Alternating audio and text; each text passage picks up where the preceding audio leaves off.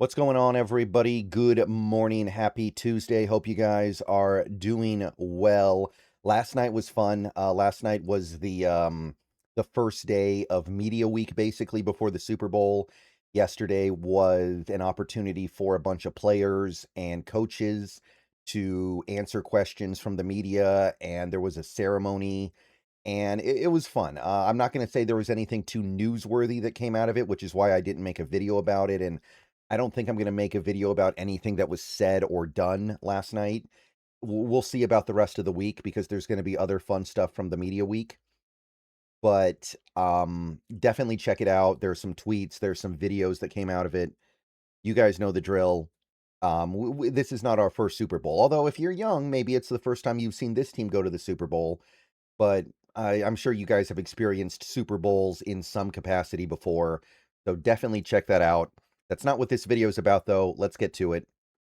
All right, everybody, before we go any further into this video, I want to take a minute to tell you guys about the Sleeper app. We are just about to the Super Bowl. Now would be a great time to get on Sleeper. It's a one-stop shop for all your sports needs.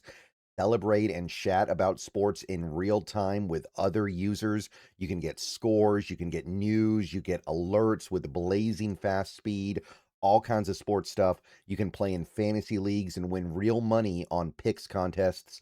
Enjoy sports together with a community. Download the Sleeper app today. And when you do, use promo code SBN for up to $100 match on your first deposit.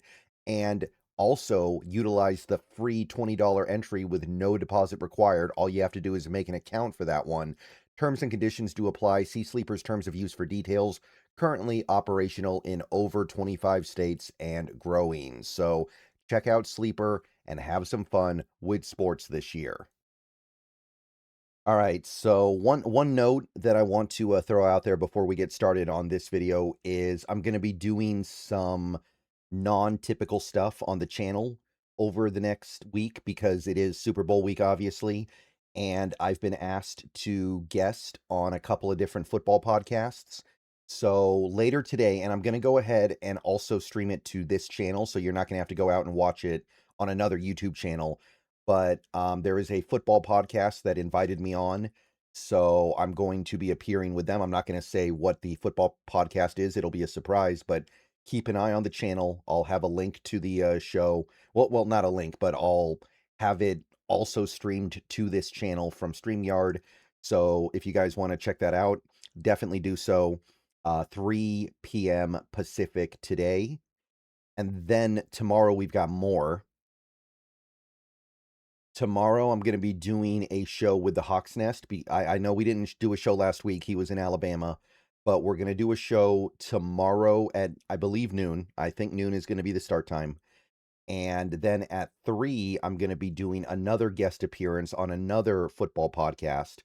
I'm not sure if I'm going to be streaming that one to this to this channel. So if not, I'll post a link in the community tab. But I'm also going to be doing some Super Bowl preview stuff over there. So that's quite a bit, and that's just all that I know about right now. If somebody else invites me, I'll probably do it. But yeah, going to be a little bit different. I don't know if I'll go on these shows again, but it should be fun doing it once for Super Bowl week. So definitely give that stuff a shot if you want to hear more stuff about the Super Bowl. Okay, that's not what this video is about either, though. I know we're 4 minutes in, and I haven't even gotten to the topic of this video. And I'll admit, the topic I wanted to discuss in this video is kind of not related to the Super Bowl or the immediate future of the Seahawks. So it's a little bit, it's a little odd, but I do want to talk about this because this has gotten me thinking over the last week or so. And I decided, you know what? I think this means something. So over the last week, not even week, really more like handful of days, we've seen some stuff come out about how the Rams took the NFC Championship game and lost to the Seahawks. And basically, they are taking it very, very hard. You've got this article from a Rams Wire.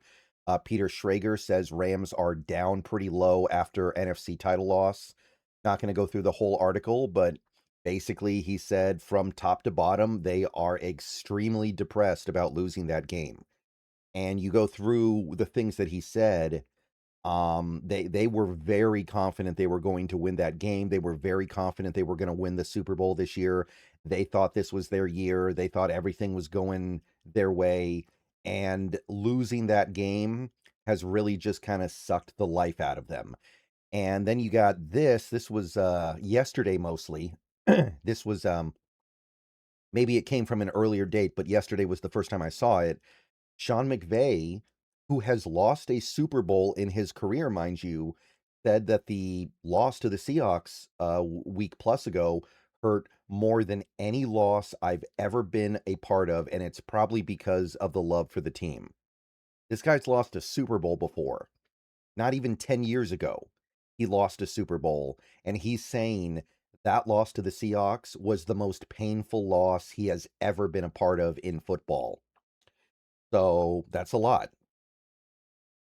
He even said that he may not watch the Super Bowl this year because it hurts too much.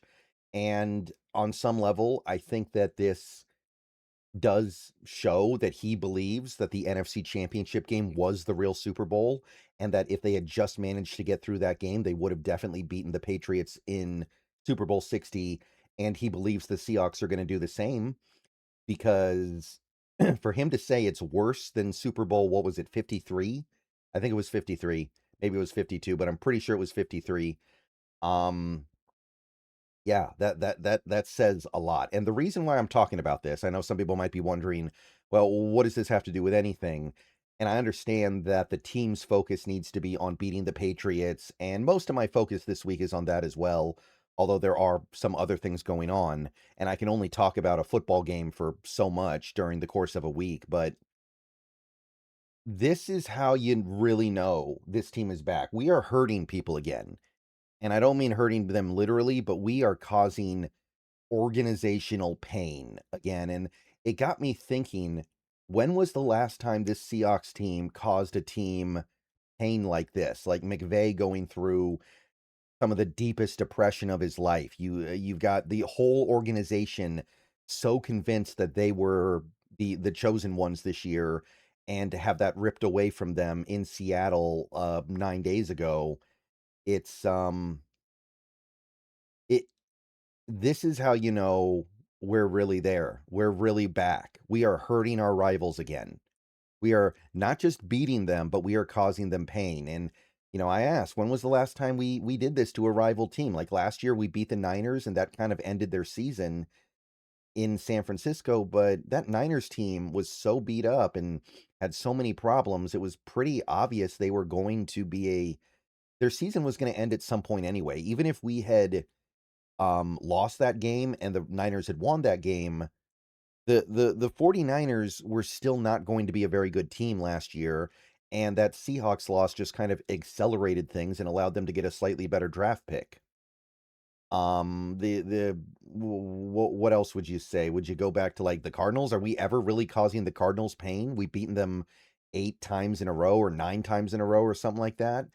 I don't think we've ever really caused them pain. They've been bad those years. With like one exception, they've been a bad team, and they just learn it just affirms that they are bad when they lose to us in these regular season games. I don't think we're really hurting them. We swept the Rams in 2022. The Rams were terrible that year. We didn't hurt anybody. So I don't really think that qualifies.